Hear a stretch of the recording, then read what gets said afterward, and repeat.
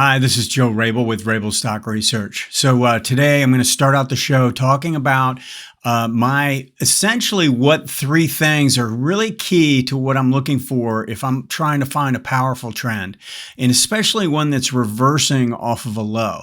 So I want to go through those key things, but I also want to relate it to what's taking place right now. I'm going to give you an example of one that's developing right now, and then we're going to go through the sectors and show kind of where they're sitting in relationship to this same concept. All right. Then we'll look at some commodities and go through the symbol requests that came through. All right, let's go ahead and get going. All right, I want to start out with Nvidia in these examples. I'm going to give two examples, and I'm going to show one that I think is developing right now. So let's just start out with this Nvidia, because I think, everyone's been talking about this as the move that it's made. But look at the origin of this move. So here's the end of the bear market, and we get a break. So let's just draw in our downtrend line here. And in fact, what we would do is, and what I teach in the course is we would accelerate this down using the last low, the pivot before the last low, so the last lower high. And we draw in our downtrend line and we form our higher low, and things reverse here with a 1, 2, 3 to the upside. But if we look at what took place, and I'm going to move this over so we can really see, look at what was going on a relative basis. All right.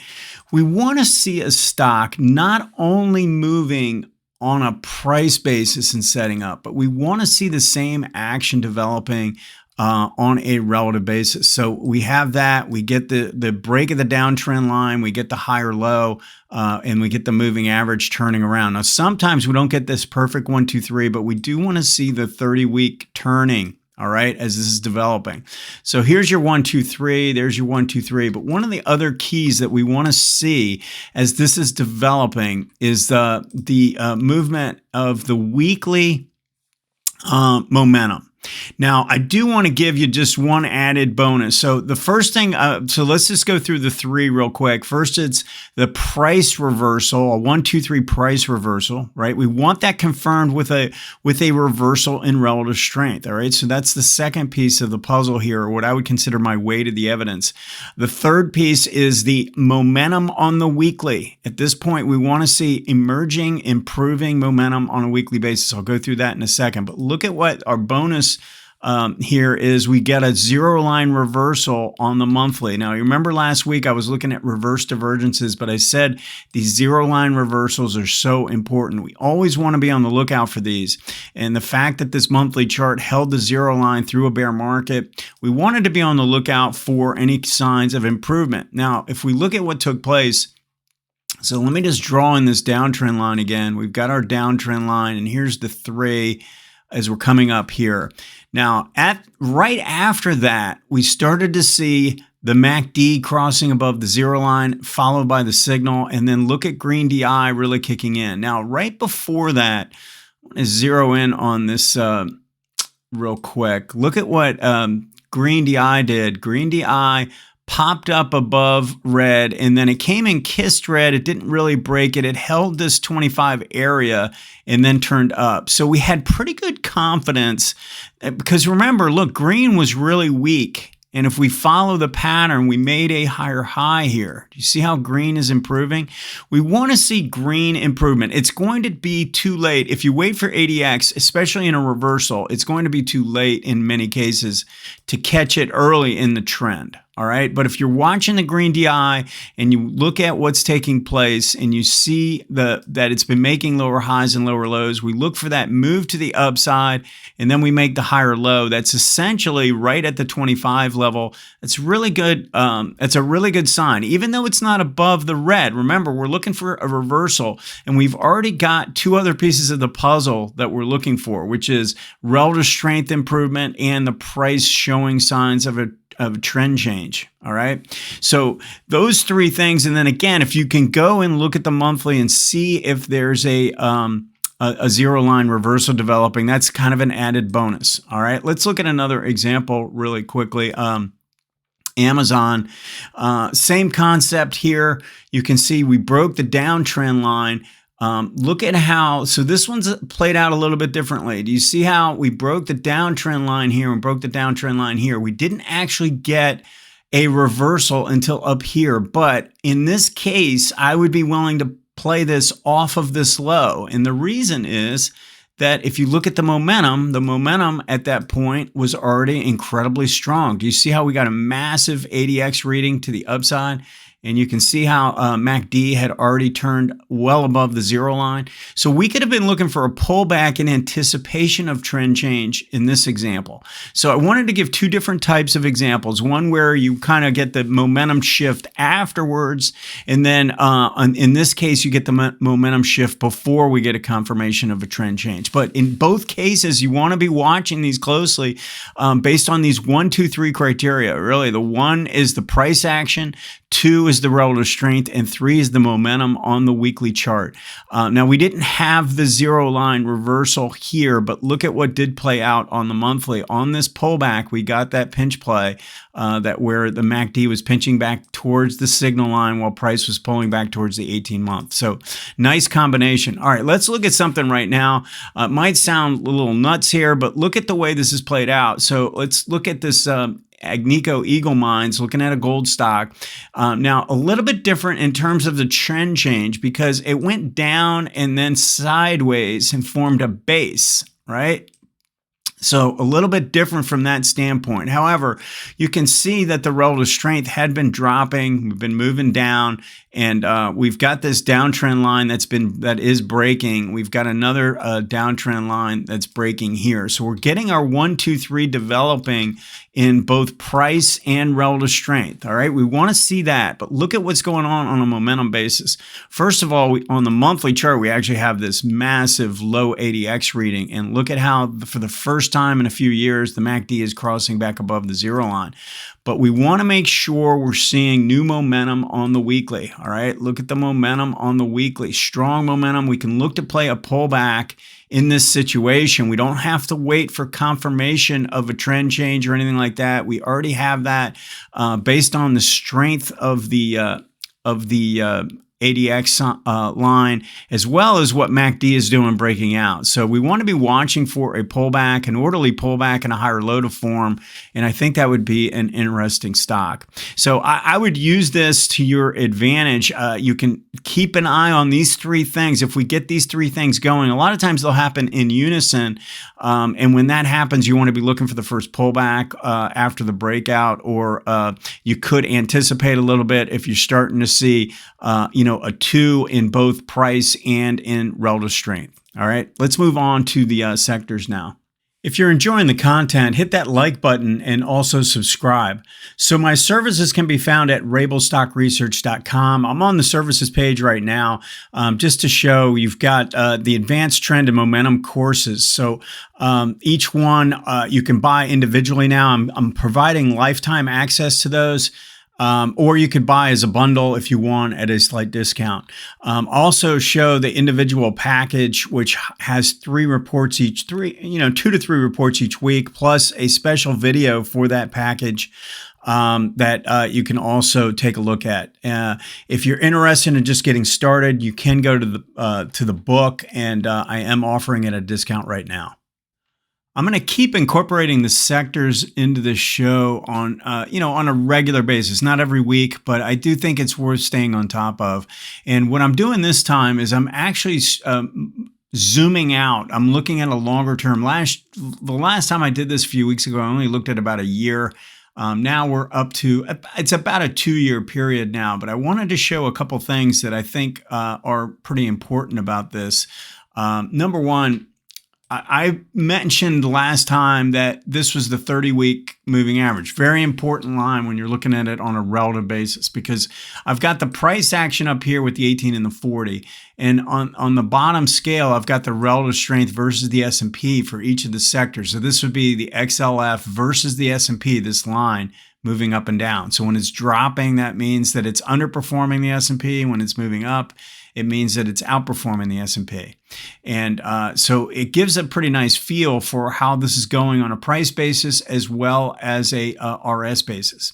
Now, what I wanted to mention is that I don't have the momentum on here as I discussed in the lesson. However, when I'm looking at these XLs, I just want to get a feel for whether there's trend and relative strength confirmation. And in certain cases, yeah, there could be some momentum that really kicks things into gear. But I really want to see the relative performance on these when I'm looking at it from a sector standpoint. When I go from an individual stock standpoint, I want all three. I do want to look at them, and then I can get a feel for whether I can anticipate a relative improvement based on the strength in the momentum, or the other way around. Maybe this is showing strength, and I can anticipate that the momentum might start to kick in if it's a low ADX condition or something like that. But let's just look at what's going on right now. If you notice, I've drawn in these same trend lines, right? We've got a break of the downtrend line on XLB, and we're testing right now. Now, we're going to need this to move up. It's going to need to come up through that level to confirm what we're seeing on a price basis. You see how price is already broken out? It's already kind of started to move higher. But that doesn't necessarily mean that it's going to be a leader. All right. Now, if we start going through the individual areas, you're going to notice, and when I get into the commodities, some of the commodities are inside of here. You'll see something like silver really already converted and has reversed here. All right. But we don't have that when you look at the whole material sector. There's different areas in there, and they're not all clicking quite yet. Now, the XLF has actually turned up, has been trending to the upside, and now it's sort of testing. It's had a rough little period here on a relative basis, and it's testing this key line. We're going to have to see if this can turn. It should turn right now if this is going to continue to be a leading group. Look at what happened to XLI. This had actually turned up. You could have drawn a trend line here, and you would have had a reversal that would have confirmed what's going on. And now we're all the way back to a new low. With the economic data that's come out here recently, we saw a big drop in these over the last few weeks, and it really is hurting the relative performance line. So we actually redraw this, and now we're waiting for a new relative strength reversal. Look at XLRE. Downtrend. Look at XLV, downtrend. You see that? Even XLY is in a downtrend, but it's pretty stretched. I mean, this is probably due for some kind of a bounce. But we're going to need to see these lines kind of broken to the upside. And then I would think you'd probably get a breakout in price, and you get more dynamic price action. So the XLP is trying to turn the corner. It's definitely showing signs of improvement on a relative basis, but I guess the key thing I want you to show is that we're showing a pretty good price move, but it's not incorporated into the relative yet. We want both of those acting together before we can expect this to be a leading group. Really, there's only one that's got it going both together right now. We broke the downtrend line in price, and we broke the downtrend line in relative strength. What we're going to need is some kind of a hitch here and some kind of a hitch here, and then we'd have sort of confirming evidence of a reversal. That's the closest one on this weekly chart that's showing signs of improvement. Now, if you look at the energy looked like it was turning the corner. This is why last time I talked about this coming back up and taking this out to the upside, because we really need to break this downtrend line and get this moving average to start turning to the upside. It's not doing that. Oil is not trading well, and it's really hurting this XLE area, telling me sort of that everything on this move is sort of on hold for now. Now, I did want to mention a few things. Look at the reversal here. You see how we got a 1, 2, 3 reversal in the XLC back here, and what kind of a huge benefit you got from that, both in price and in relative performance. And then look at the same thing happened on the XLK, price and relative, and then we got a huge benefit from that. Both of these are in a critical area right now. They haven't reversed to the downside, but they've broken the uptrend that was in place. And what I call these are in transition right now. They're kind of working sideways, and we're going to have to see on a relative basis if we can either break out again or if we turn back down. If we turn down, then I would expect a lot more weakness in some of these big names in the XLK. And potentially the bigger names in the XLC as well. So just something to keep an eye on. I definitely think going through these on a regular basis are fairly important. Okay, let's switch this over to the commodities. And I don't want to spend quite as much time, but I did want to make sure. Again, I'm looking at this from a longer term standpoint. We can see this big, huge breakout developing in gold, in silver, and in copper. Okay, and these have relative confirmation, right? Not quite as much in the gold, believe it or not, even though gold's made a really dynamic move. I would have liked to have seen this really kind of break out in a more dynamic way, but still, we've got this moving average starting to show improvement. Definitely got supporting evidence from silver and copper, and that's a good sign. Now, the weak areas in the commodity is, well, certainly what I mentioned before is the oil. You see what's going on here. This failed to turn to the upside. Never broke out, and then this made a lower high. So this has got to start all over again. I think you got to draw on a downtrend line and look for a reversal. And I don't think we can break out until that occurs, but just some things you want to be keying on when you're looking at these. Now, when I look at corn here and soybeans, they're just not ready. The ags are just not quite there. Wheat is the only one showing a little bit of sign of life here. Definitely might be the first one out of the gates potentially. We can see if we see corn and soybean joining in, but right now wheat is really the only one. Now we can look and see the strength of coffee and cocoa though. I mean, it's pretty impressive what's going on with these. And again, we're getting relative performance improvement there as well. You can see where this shift took place, and we got a breakout in both price and in the relative line, and we've had really strong follow through from then, probably about over a year now. So we want to be on the lookout for these, and on a regular basis continue to just kind of monitor and see if we see any real important shifts taking place. All right, let's move this over to our standard 5-chart setup, monthly, weekly, bottom right, daily in the upper right, hourly in the middle here, and then another weekly with the zigzag and the relative strength, which I've been spending a lot of time on this week. I mean, hopefully everyone can see how easy this is, just having different tabs on and being able to look through. You could add whatever indicator you want on the bottom scale. Now, if I'm looking at individual stocks, I might not have the relative strength. I might have something different. I might just have an ADX up there. If I wanted to look at a bunch of individual time frames, individual stocks on the same time frame. So if I wanted to look at, say, 12 different stocks at a time and browse through a list with just a weekly, I could do that pretty quickly in this program doing that. But just nice to be able to just flip back and forth this way. All right, let's go with the, actually, I want to talk about the QQQ. I do a more thorough update of the S&P. I know I talked about it a little bit, but I'm going to do a more thorough update of the S&P for my YouTube channel on Friday morning. All right, let's look at the QQQ because we're getting a gap up this morning.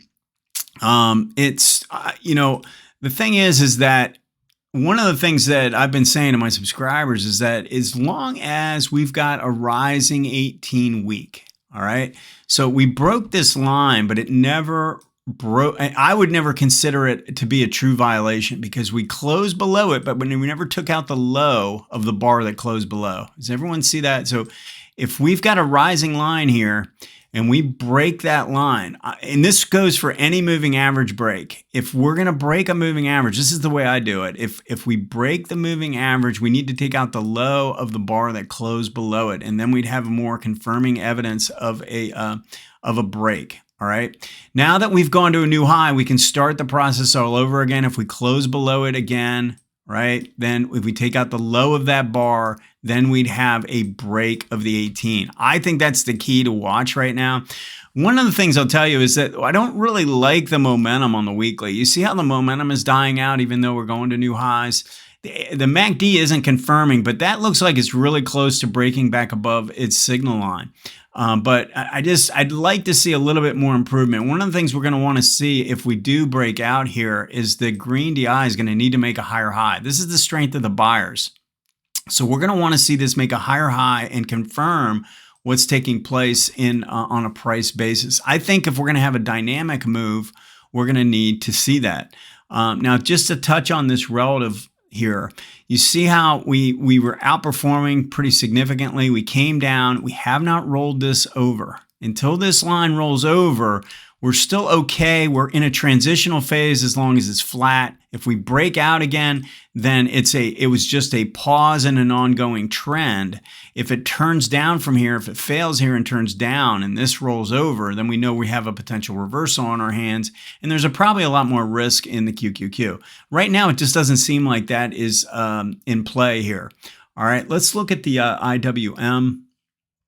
So we've got same problem, and that's the relative line. Just not seeing enough improvement on a relative basis. So need to see a little bit more strength here, and then I think we get a lot more stocks showing improvement. All right, let's look at this CVCO, first stock request that came in. I don't like the break of the 18-week. Now, I like the bigger picture pattern, right? We're coming into this bigger support, but the break of the 18-week tells me a lot. I've got a declining 18-day, and I'm breaking the 18-week. That means that this has to take more time. This is going to take more time. I think we're going to need to watch this come down closer to the zero line. But keep an eye, as long as we stay above this breakout area, this is definitely a name that we can continue to monitor. So we can look at this uranium. Yeah, I mean, it's not really trading all that well. I know there's been some stocks in uranium trading a little bit better.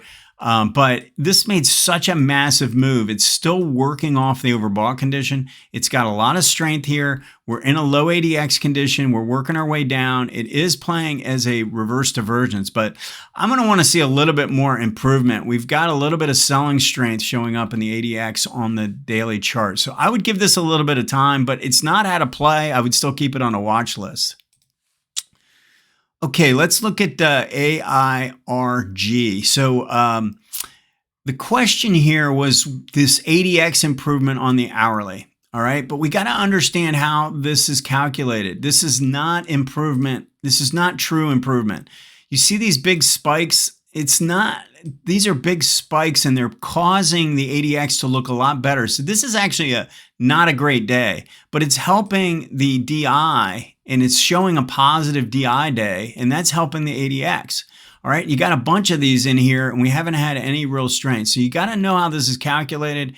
I go into this in depth in the course. It's just, you know, I don't think this looks quite as good as it might seem. Like, it doesn't necessarily look like a breakout. What we need is a breakout above this level right here. Let's look at GEN just to finish up here.